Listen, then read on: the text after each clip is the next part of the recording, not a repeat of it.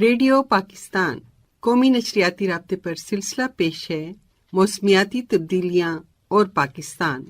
جس میں ہمارے آج کے مذاکرے کا موضوع ہے موسمیاتی تبدیلیاں اور محکمہ موسمیات میں جدت۔ ماڈریٹر ہیں اسد مختار، جبکہ یہ پیشکش ہے ریڈیو پاکستان ڈیرہ اسماعیل خان کی۔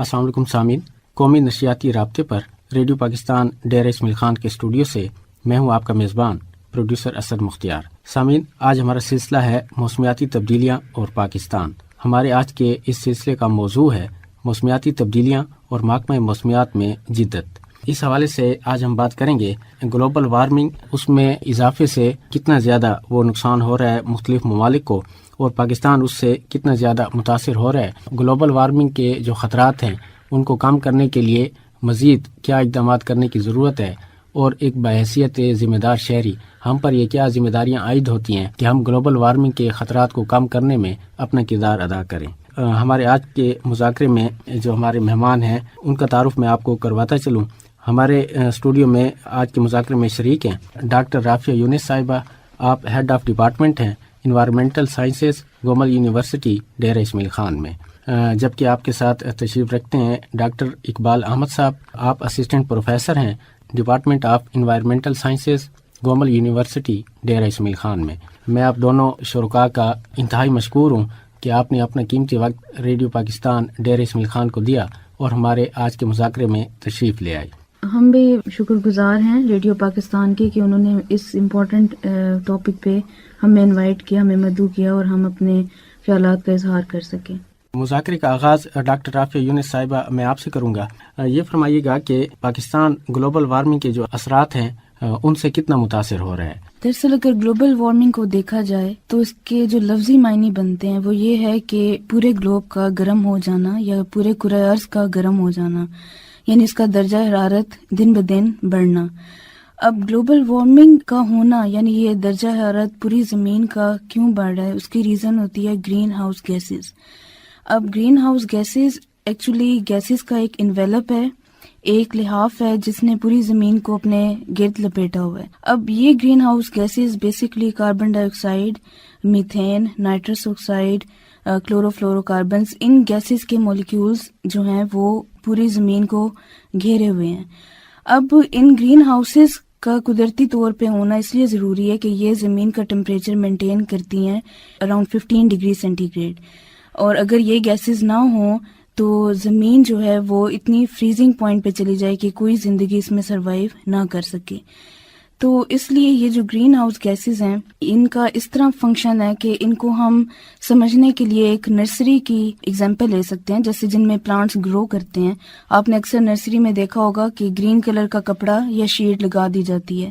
اب وہ جو گرین کپڑا یا شیٹ ہے وہ یہ ہوتا ہے کہ سورج کی روشنی کو، جو سن لائٹ ہے، اس کو انٹر ہونے دیتی ہے۔ اب وہ جب انٹر ہوتی ہے تو کچھ تو پلانٹس اس کو ابزارب کر لیتے ہیں، کچھ سوائل ابزارب کر لیتی ہے، کچھ ہارڈ یا سافٹ سرفیسز اس کو ابزارب کرتی ہیں، اور جو ریمیننگ ہوتی ہے وہ ریفلیکٹ بیک ہوتی ہے۔ تو وہ جب ریفلیکٹ بیک ہوتی ہے تو بجائے وہ گرین شیٹ اس کو واپس جانے دے، وہ اس کو دوبارہ گرین اس کے یا نرسری کے اندر یا گرین ہاؤس کے اندر ہی اس کو ٹریپ کر لیتی ہے، اور اس طرح جو نرسری کا ٹمپریچر ہے وہ نسبتاً سراؤنڈنگ کے گرم رہتا ہے، اور جو پلانٹس ان کو گرو کرنے میں مدد ملتی ہے۔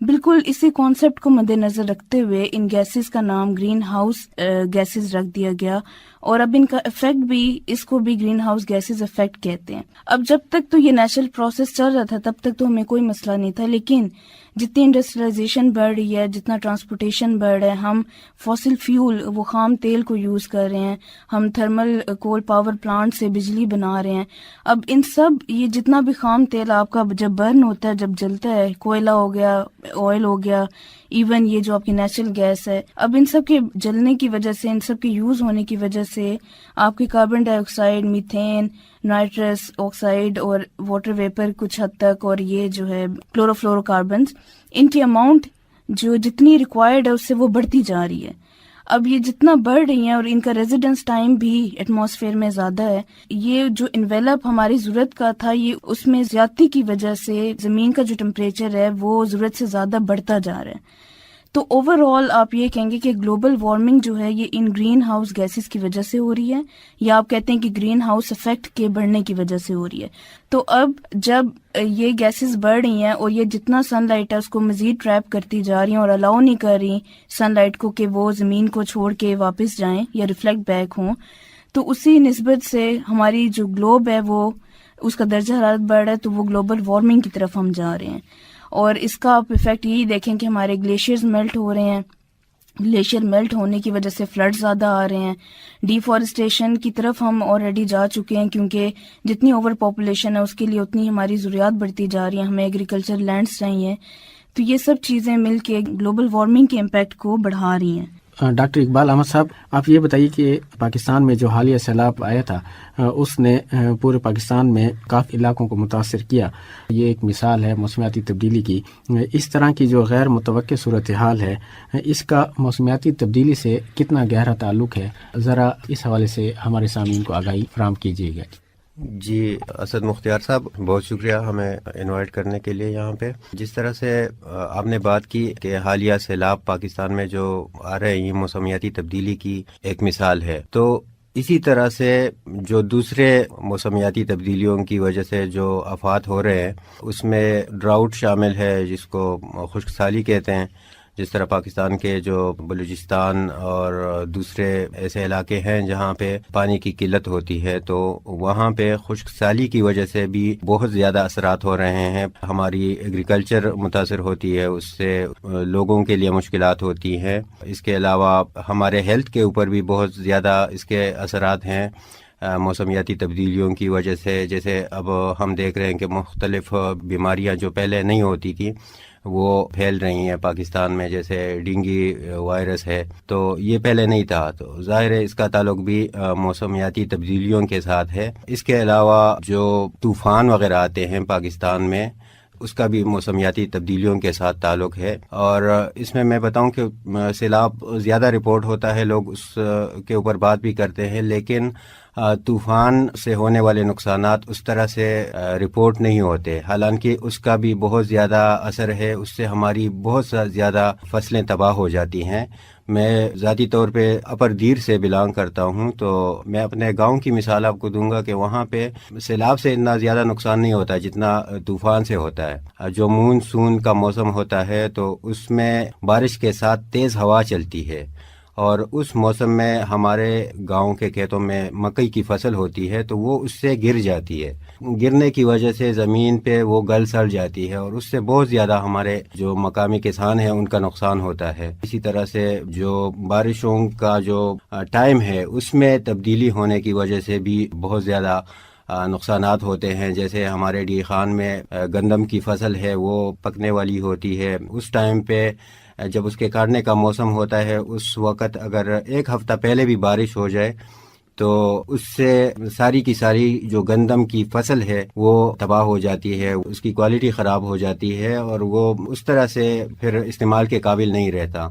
تو یہ ساری موسمیاتی تبدیلیوں کے مثال ہیں کہ جو ہمارے ملک کو متاثر کر رہے ہیں، تو بہت زیادہ نقصان اس طرح سے ہو رہا ہے۔ ڈاکٹر رافع یونس صاحب، جس طرح ڈاکٹر اقبال احمد صاحب نے موسمیاتی تبدیلیوں کے حوالے سے جو مختلف اثرات ہیں ان پر بات کی، ان میں سے ایک انہوں نے بات کی ہے کہ ڈراؤٹ یعنی خشک سالی۔ آپ ہمیں یہ بتائیے کہ بائیو ڈائیورسٹی لاس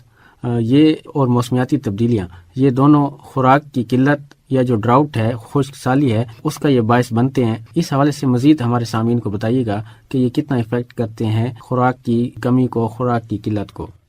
جی، جیسے کہ میں نے پہلے کہا کہ ایک تو یہ ہماری جو گلوبل وارمنگ ہے اس کی وجہ سے درجہ حرارت بڑھتا جا رہا ہے، اور اس کی وجہ سے ہمارے رین فال پیٹرنز بھی چینج ہو رہے ہیں، اور مونسون ہواؤں کی اور بارشوں کی اس میں انٹینسٹی میں شدت بھی آ رہی ہے۔ اب مونسون ہواؤں کی میں پہلے ذرا اس میں بات کر لوں گی کیونکہ وہ کلائمیٹ چینج سے ریلیٹڈ ہیں، کہ سمر میں ان کا جو رخ ہوتا ہے وہ اوشن ٹو لینڈ ہوتا ہے۔ تو اوشن میں جتنی بھی نمی ہوتی ہے وہ جب بخارات بن کے سورج کی گرمی اور روشنی کی وجہ سے جب بخارات بنتے ہیں تو وہ ہوا کا حصہ بن جاتے ہیں۔ اسی لیے ہم اگست اور جولائی میں کہتے ہیں کہ ہوا میں نمی کا تناسب زیادہ ہے، ہیومیڈیٹی زیادہ ہو جاتی ہے۔ اب وہی جو ہوا ہے جو مونسون، ایکچولی مونسون ونڈ سسٹمز کو کہتے ہیں، تو وہ جو مونسون ہوائیں جب وہ اوشن سے لینڈ کی طرف آتی ہیں اتنا موئسچر لے کے، تو وہ اتنا ہی برساتی ہیں لینڈ کے اوپر،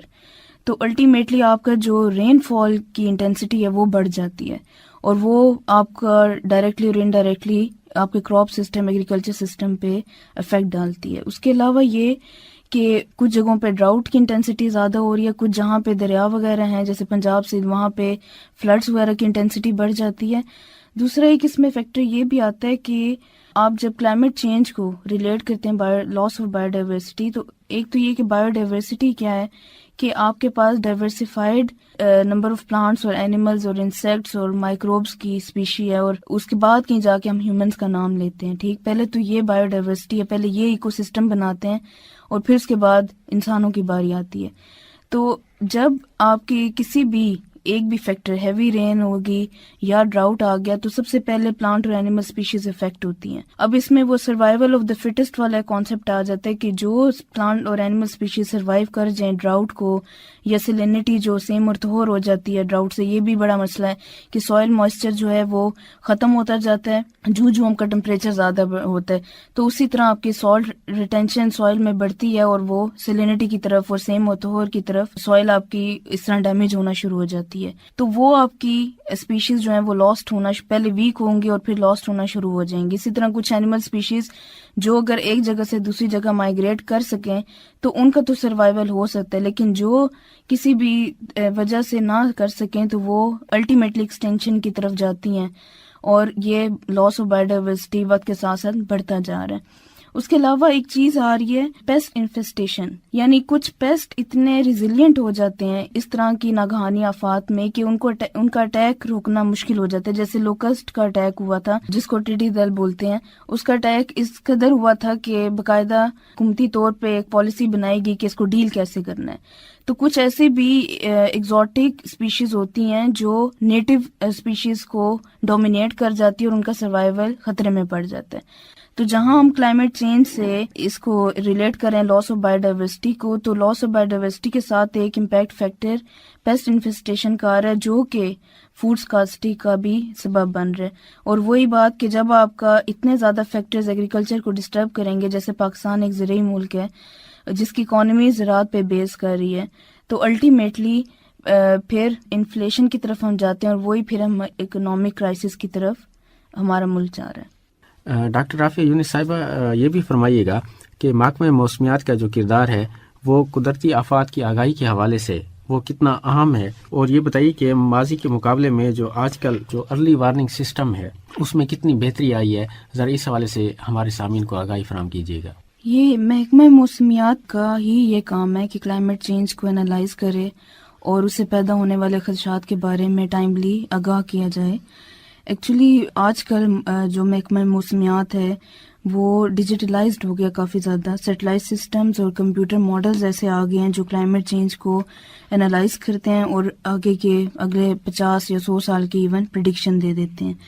اگر بات کی جائے پاکستان کی، تو پاکستان میٹرولوجیکل ڈپارٹمنٹ اس میں بہت اہم رول ادا کر رہا ہے۔ اس کے ساتھ ساتھ ایک اسپارکو ہے ادارہ جو کہ سیٹلائٹ سسٹم سے کلائمیٹ چینج کو کافی حد تک مانیٹر کر رہا ہے۔ اب ایک اور یہ بھی چیز اس میں اضافہ کر دوں کہ پاکستان میٹرولوجیکل ڈپارٹمنٹ نے سول ایویشن اتھارٹی کے ساتھ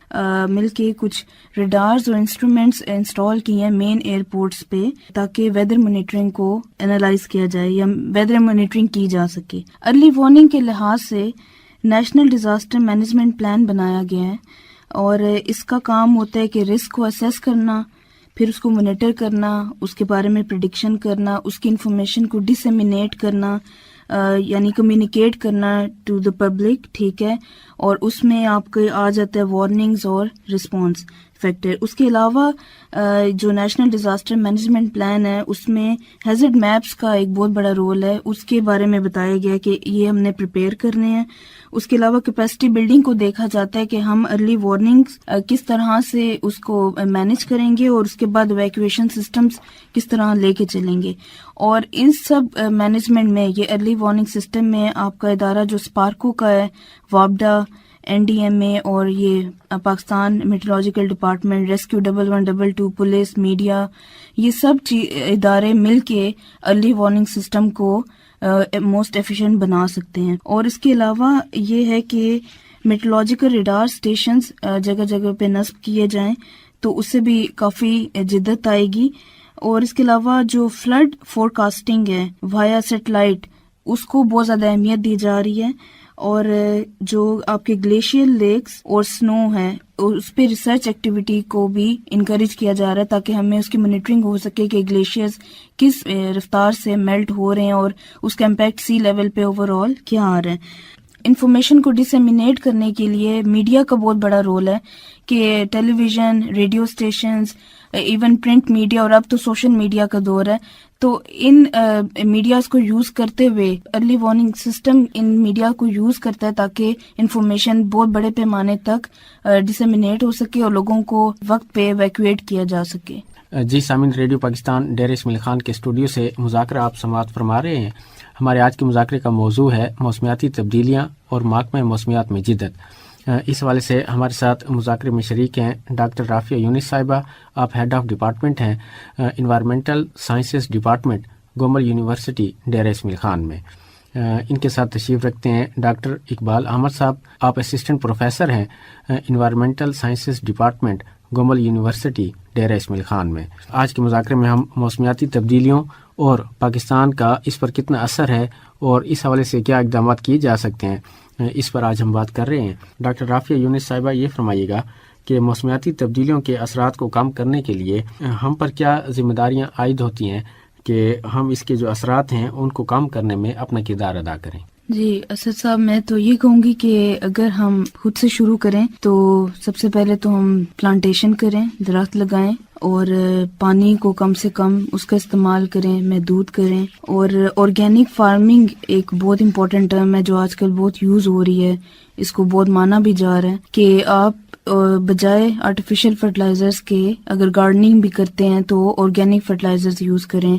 آپ جو کچن ویسٹ ہے اس سے بایو کمپوسٹ بنائیں، اس کو یوز کریں. اس کے علاوہ یہ جو گوبر اور پولٹری ویسٹ ہے، جو فارم یارڈ میں نیور ہے، ان کا استعمال زیادہ کریں، دیسی کھادوں کا زیادہ استعمال کریں اور اپنی ڈپینڈنسی آرٹیفیشل یا جو کیمیکل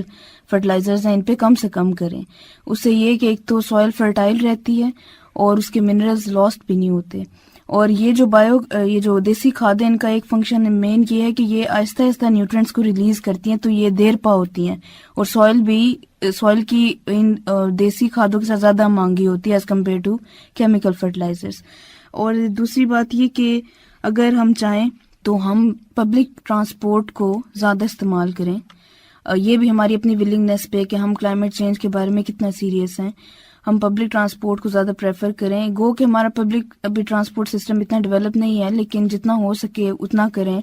سائیکلنگ پہ ہم زیادہ غور کریں، واک ہم زیادہ کریں. ہمیں چاہیے کہ اپنے انڈیویجول بیسس پہ ہم کتنا خام تیل یا فاسل فیول کو کٹ ڈاؤن کر سکتے ہیں وہ ہمارے لیے بہت امپورٹنٹ ہے.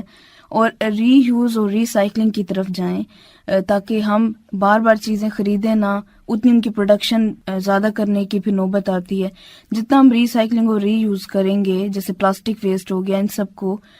تو اس کے علاوہ سولر پینلز، جیسے DI خان ہے جہاں پہ سورج کی روشنی ہمیں بہت زیادہ ملتی ہے، یہ پلین ایریا ہے، یہاں پہ ہمیں چاہیے کہ ہم سولر پینل یا جو ونڈ ملز ہیں ان کی طرف آئیں اور اپنی ڈیپینڈنسی الیکٹریسٹی یا تھرمل کول پاور پلانٹس پہ یا ہائیڈرو الیکٹریسٹی پہ کم سے کم کر دیں. تو اور دوسری یہ چیز کہ ہم اویئرنیس کی طرف آ سکتے ہیں، جیسے کہ یہ پروگرام ہے، ہم زیادہ سے زیادہ اویئرنیس کریٹ کریں اور ہم اس کو اتنا ہی سیریس لیں جیسے ہم باقی چیزوں کو سیریس لیتے ہیں. اسد مختار صاحب، میں ڈاکٹر رافیہ کی بات کے ساتھ یہ ایڈ کرنا چاہوں گا کہ گورنمنٹ کو چاہیے کہ ہائیبرڈ کارز کو زیادہ سے زیادہ پروموٹ کریں، کیونکہ اس کی وجہ سے آلودگی کم ہوتی ہے. الیکٹرک کارز ہیں اس کو پروموٹ کریں، اس کے اوپر سبسڈیز دیں عوام کو تاکہ وہ لوگ اس کو لینے کے قابل ہو سکیں. اسی طرح سے ہم اپنے گھروں کے اندر سولر پینلز لگا سکتے ہیں. گورنمنٹ کے جو انسٹیٹیوشنز ہیں, جیسے ابھی ریسنٹلی ہماری گومل یونیورسٹی میں ایک پورا ڈپارٹمنٹ ہمارے وی سی صاحب نے سولر پینل پہ منتقل کیا ہے, تو اس کی وجہ سے بہت زیادہ الیکٹریسٹی بھی پیدا ہو رہی ہے اور جو بجلی کے مسائل ہیں وہ بھی حل ہوں گے. اور اس کے علاوہ جو انڈسٹریل ویسٹ ہیں اس کے لیے یا انڈسٹریز کے لیے لاز ریگولیشنز آلریڈی سب کچھ ہے, لیکن اس کے اوپر پراپرلی عمل نہیں ہو رہا, پولوشن ہو رہی ہے. تو اسٹرکٹ ریگولیشنز بنائیں اور اس کو امپلیمنٹ کروائیں, تو اس سے آلودگی میں کمی ہوگی اور الٹیمیٹلی جو موسمیاتی تبدیلیاں ہیں اس میں کمی آئے گی. گلوبل وارمنگ اور کلائمیٹ چینج کا جو ایشو آج کل پوری دنیا کی طرح پاکستان بھی اس سے متاثر ہے, اس تناظر میں انوائرمنٹل سائنسز اور اس میں جو ڈگری پروگرامز ہیں ان کی جو اہمیت ہے وہ پہلے سے زیادہ بڑھ جاتی ہے. ڈاکٹر رافیہ یونس صاحبہ یہ فرمائیے گا کہ انوائرمنٹل سائنسز اس کی جو اہمیت ہے ہمارے سننے والوں کو بتائیے گا, خصوصاً جو ہمارے طلباء ہیں جو اس وقت آپ کو سن رہے ہیں. انوائرمنٹل اسٹڈی کا مطلب ہے کہ ماحولیات کی سائنس, کہ آپ کے جو فزیکل اور کیمیکل پیرامیٹرز ہیں واٹر کے, سوائل کے, ایئر کے, یہ کیسے امپیکٹ کر رہے ہیں لیونگ آرگنزمس کو, جس میں ہم plants, animals, insects, microbes, human سب کو لیتے ہیں اس کے اندر. اور اس ماحولیات کی سائنس کا دن بدن اس لیے امپیکٹ بڑھتا جا رہا ہے یا اس کی اہمیت اس لیے انکریز ہوتی جا رہی ہے کہ جیسے جیسے انسان ترقی کر رہا ہے, انڈسٹریلائزیشن زیادہ ہو رہی ہے, ٹرانسپورٹیشن بڑھ رہی ہے, اوور پاپولیشن ہو رہی ہے, تو اسی طرح ہمارے وسائل جو قدرتی ہیں ہمیں ملے ہوئے ہیں قدرت کی طرف سے وہ بہت زیادہ لمیٹڈ ہوتے جا رہے ہیں. تو ان کو کس طرح ہم سسٹینیبل وے میں ان کو یوز کریں اور کس طرح ہم سسٹینیبل ڈیولپمنٹ کریں کہ ہماری جنریشن بھی ان قدرتی وسائل سے فائدہ اٹھائے اور کمنگ جنریشنز بھی فائدہ اٹھائیں. اور اس کے ساتھ ساتھ جیسے کہ آپ نے پہلے بھی بتایا کہ کلائمیٹ چینج ایک بہت بڑا مسئلہ اس وقت بن گیا پاکستان کے لیے, اور پاکستان پہلے ان 10 ممالک میں ہے جو کلائمیٹ چینج سے افیکٹ ہو رہے ہیں. اور انفارچونیٹلی ہم کنٹریبیوٹر نہیں ہیں کلائمیٹ چینج میں, لیکن ہم افیکٹز میں آتے ہیں کہ ہمارا ملک سب سے زیادہ ڈسٹرب ہو رہا ہے, ہماری ایگریکلچر ڈسٹرب ہو رہی ہے, ہماری جو جتنی پاپولیشن ہے 50% سے زائد پاپولیشن ایگریکلچر سیکٹر میں ہے وہ افیکٹ ہو رہی ہے. جی سامعین, قومی نشریاتی رابطے پر ہمارے آج کے مذاکرے کا موضوع تھا موسمیاتی تبدیلیاں اور محکمہ موسمیات میں جدت. اس حوالے سے آج ہم بات کر رہے تھے. ہمارے ساتھ اسٹوڈیو میں تشریف فرما تھیں ڈاکٹر رافیہ یونس صاحبہ, آپ ہیڈ آف ڈپارٹمنٹ ہیں environmental sciences department Gomal university Dera Ismail Khan میں, جبکہ ان کے ساتھ تشریف رکھتے تھے ڈاکٹر اقبال احمد صاحب, آپ اسسٹنٹ پروفیسر ہیں environmental sciences department Gomal university Dera Ismail Khan میں. ہمارے شرکاء نے بہت ہی اہم موضوعات پر آج ہم سے بات کی, اور جو ہمارے سامعین ہیں ان کو موسمیاتی تبدیلیوں اور ان کے اثرات اور اس حوالے سے جو بحیثیت ایک ذمہ دار شہری ہمیں کیا اقدامات کرنے چاہیے اس حوالے سے بھی انہوں نے ہمیں بتایا. میں دونوں شرکاء کا شکر گزار ہوں کہ انہوں نے اپنا قیمتی وقت ریڈیو پاکستان ڈیرہ اسماعیل خان کو دیا اور ہمارے آج کے مذاکرے میں تشریف لے آئے. اسد صاحب بہت شکریہ آپ کا, اور ہمیں بہت خوشی ہوئی کہ ہم لوگ یہاں پہ آئے, انوائرمنٹ کے بارے میں بات کی, کلائمیٹ چینج کے بارے میں بات کی, گلوبل وارمنگ کے بارے میں بات کی, آپ کے سامعین کو آگاہ کیا اس کے بارے میں. اور ہم شکر گزار ہیں ریڈیو پاکستان کے کہ انہوں نے ہمیں یہ اپرچونٹی دی کہ ہم نے اپنے خیالات کا اظہار کیا. اور یہ جو بہت امپورٹنٹ ٹاپک آنے والے وقتوں میں ابھی بھی خیر ہے لیکن آنے والے وقتوں میں یہ مزید بنے گا, اس پہ ہمیں کچھ بولنے کا موقع ملا. بہت شکریہ. جی سامعین, اسی کے ساتھ ہی آج کے مذاکرے سے ریڈیو پاکستان ڈیرہ اسماعیل خان کے اسٹوڈیو سے اپنے میزبان و پروڈیوسر اسد مختیار کو اجازت دیجیے. اللہ حافظ.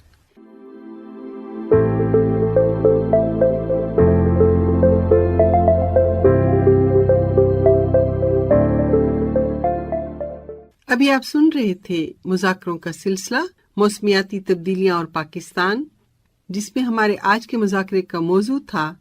موسمیاتی تبدیلیاں اور محکمہ موسمیات میں جدت.